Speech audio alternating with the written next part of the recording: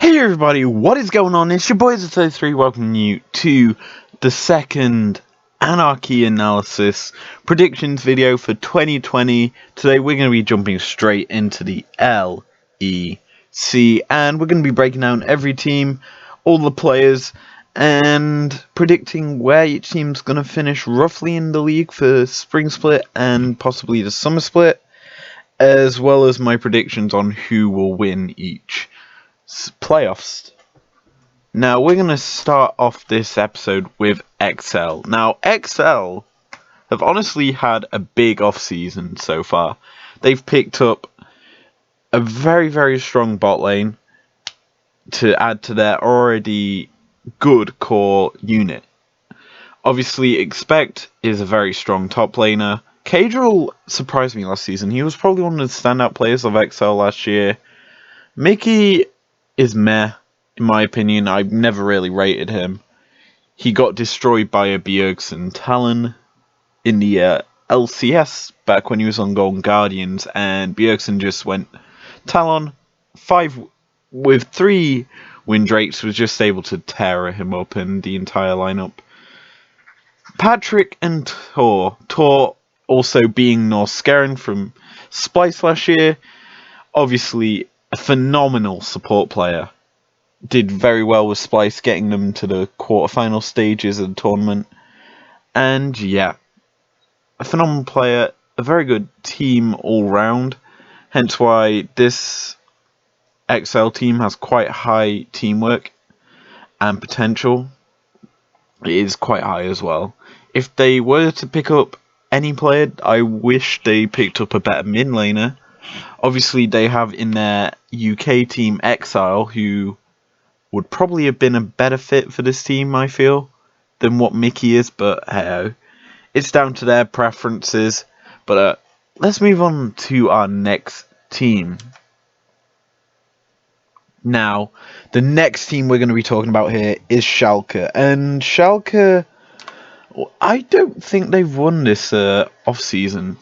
They've lost their strong bot lane, in the sense they've lost Upset. Gilius has been brought in. Abadage is returning with Odoamne. 2 very strong players and a good core. Forgiven being brought in is a very high mechanical player who's had issues in the past in the LCS back in the days of them. And yeah, this Schalke team is an okay lineup. It's not as special as what it used to be in last season, where they underachieved slightly. But I think this could be a good team for this split. Next we have the new Fnatic, and Fnatic have remained slightly unchanged, except for the fact Broxer has now obviously gone over to Team Liquid in NA, and they've instead picked up Selfmade, who I don't think showed too much last season, but he has stuff to prove. You've obviously got the new All-Stars 1v1 champion, who's a mechanical god in Bwipo, who absolutely destroyed Uzi in that finals. This team, I could feel, do really well. It's more built for Worlds, I feel, than it was for last year. Obviously, Selfmade's got big shoes to fill with the position he is in, but there's obviously players in Fnatic Rising they could use to help with, or be brought in if Selfmade doesn't perform. Who knows? It's a very strong team, and they deserve all of the stat ratings they've got here. Next we move to the other kings of Europe. We have G2 eSports. Now, obviously you can see their teamwork mechanics and potential experience already. Yeah, I could be asked to edit it, but this team is godly. This team deserved to have won Worlds. They were by far the best team last year. They just got unlucky and outplayed by a team that came to play. that was dictated by the jungle presence, where Jankos and Wonder sort of was left stranded, shall we say. But you've got on this team the MVP of on the split, and they have probably the strongest bot laner and mid laner in the league. Top laner wise, probably the second best, maybe third behind Bwipo. But yeah, this is a very strong team. And they're probably going to win something, at least one split this year. Next we have the new team in the LEC, and it's going to be Mad Lions taking over from Splice, and only one player from that Splice team has remained in Humanoid. The rest of them have gone to other places. Some have even gone to NA, and some have gone to other teams like XL. But yeah, this team, I feel, have a lot to show. In a sense, if we're comparing it to the original Splice, you've got Visitachi being traded out for Omni. I mean, it's sort of a similar trade, except Visitachi is probably one of the most experienced players there was in the league at the time. He's probably one of my favourite top laners. But no, he retired. So Omni's got some stepping in. I feel could do quite well. Shadow is an experienced jungler. Very, very good. I'm interested to see how well he plays. Humanoid is just Humanoid. He's a fantastic player. He's probably better than Nemesis, all things considered. Kazi, I've given him 10 potential. Why? I just got a feeling, and this is a gut feeling more than anything, he is going to pop off this year, possibly becoming the MVP of the season, or the split. I feel he's going to do a lot of work here, because he's coming in from a very nice team, and he's got a lot of shoes to fill, obviously taking over what Kobe had achieved. I feel he could do a lot here. And alongside Gistic, it's a very strong team. Overall, I feel this team could be phenomenal and hard to actually destroy. Next, we have Misfits. Yeah. It's a fairly weak team, all things considered. Like, the only real good player there, but maybe a couple here and there, like, is Feberven. You've got probably the most experienced player on the lineup still there. Like, yes, Soaz probably was the most experienced, but you've got players who have, like Dan, who's coming into this season starting top laner, and obviously should have some experience having been taught by Soaz in the sense to being on the LEC stage. It's, I don't know, a team that could overperform, but I feel this team is quite low in expectation. I feel like they're the XL of this season, where XL last year were just looking to perform as a 10-man unit and actually do well. I could have put Ronaldo in instead of Feberven.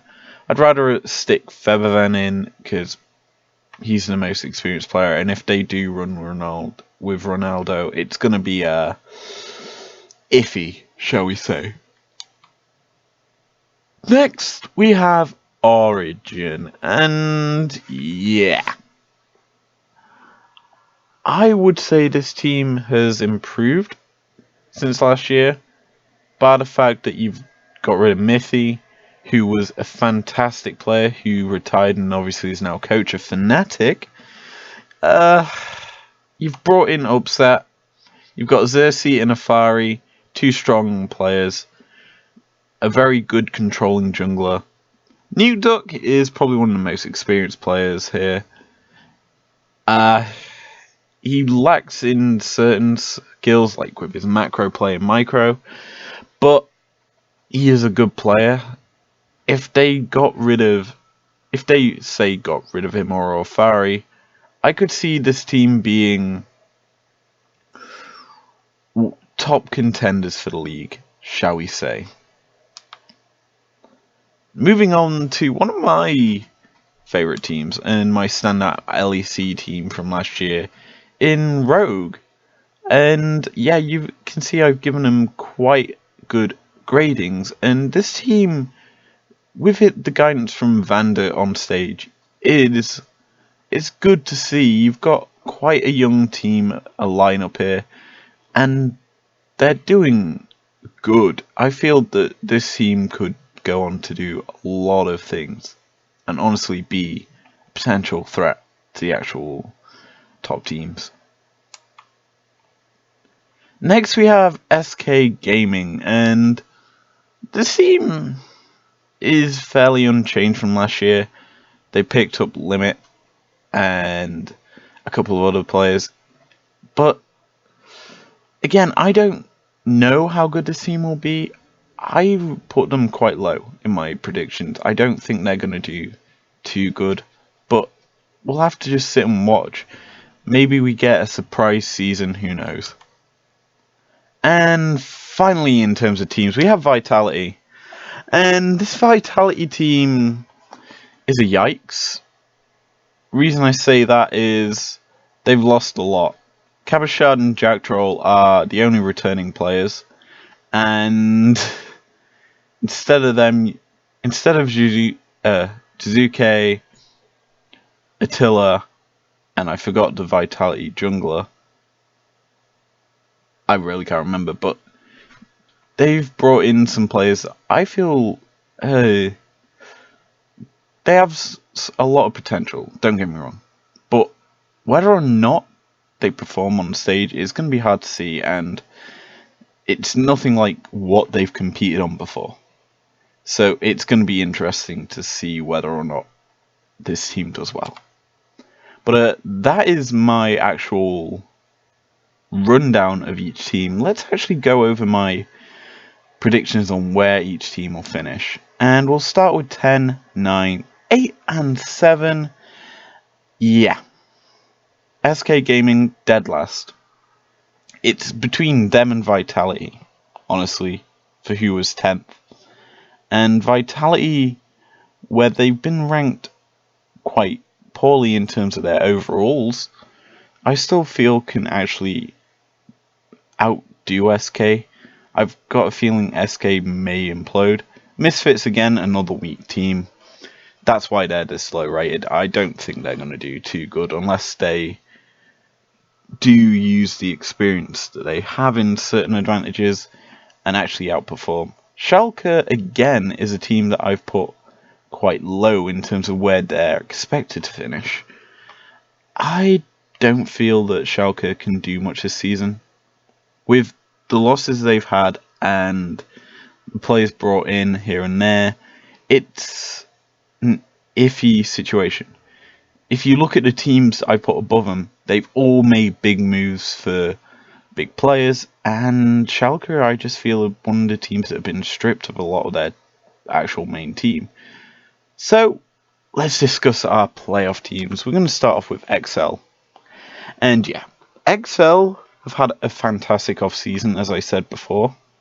They've probably strengthened their bot lane 10 times more than what they had last year. And this team, with Youngbuck as their coach, is going to have a lot more strategy, a lot more actual precise strikes to them, and I could see them doing quite a lot this year. Okay, so let's talk about Mad Lions, and Mad Lions, I feel, are one of my two overachieving teams here, because obviously you can tell by what teams I've left out that there's obviously a couple of others here. And Mad Lions, and I might as well talk about them now, Rogue, both I feel can overachieve. They're good teams, they're solid, and will be very, very dangerous to the teams above them and below them. And of sorts, are going to be quite hard to beat. Whether or not we see the rogue of the summer split, which terrorized the playoffs and did so much work, but this Mad Lions team as well are built around solid, good players that can just outplay you with ease. Next we have Origin in third, and Origin have made some big plays this offseason. Picking up a fantastic bot laner.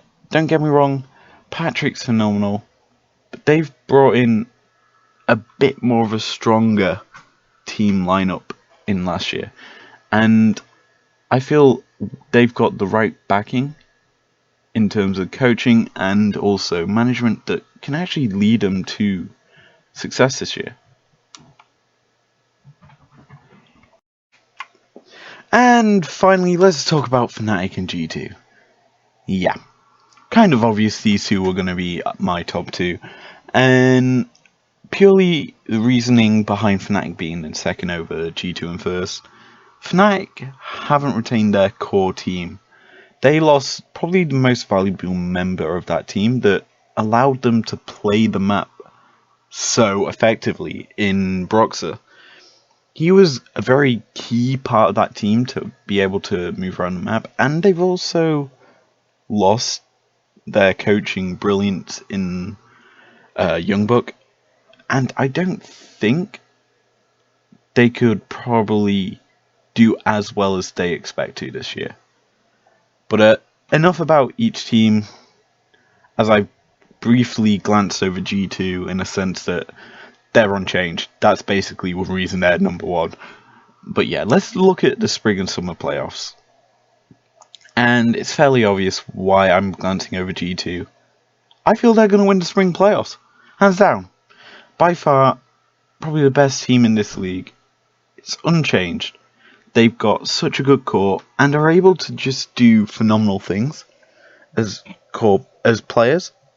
It's going to be quite hard to beat them still. And I feel that they could possibly win Worlds this year. And then we have, for my summer split playoffs, something expected. I've got G2 winning both seasons playoffs. Just kidding. I bought Origin for summer. Why? Well, I feel Origin are the best team currently to upset G2 and their perfect best of 5 series record where they've not lost a best of 5 series in the LEC this entire LEC existence. But yeah, this team are very, very good. And I feel Origin are able to use the clutch gaming strat in the regional qualifiers. And if you don't know what that is, in a sense, what I think Origin will do is find a strat against G2 that teams or they cannot adapt to and can't find a counterplay, and are just going to absolutely destroy them with that in an actual best of 5. And the reason I say the clutch game strat is if you look at the TSM versus clutch gaming best of 5 in the regional qualifiers from 2019, clutch gaming had a strategy from pick ban. Obviously, TSM are forced into banning a champ against Huni, because if he gets one of his powerful champs, then he's unbeaten on some of them, and he's quite hard to beat on them. So the likes of Gangplank, Rumble, and I forget the other one. But yet you look at, they also had the 10-minute strat, where they literally took Rift Herald exactly on its spawn timer and used that wherever they could to excel their gold lead with turret plating. And that's the sort of play-making style that's needed to beat this G2. If you dictate the tempo, it's hard for them to keep up. We saw that in the FPX final, where Tian and Doinby just controlled the match in such a way that G2 were kind of left stranded behind tempo to actually deal with how they played. But yeah, that is gonna be my 2020 LEC predictions. If you enjoyed this, leave a like down below, subscribe if you're new around here or if you want to, and yet again, leave in the comments your actual predictions, and if you agree with me on mine. Once again, I have been izlo33, and I will see you guys later. Peace out.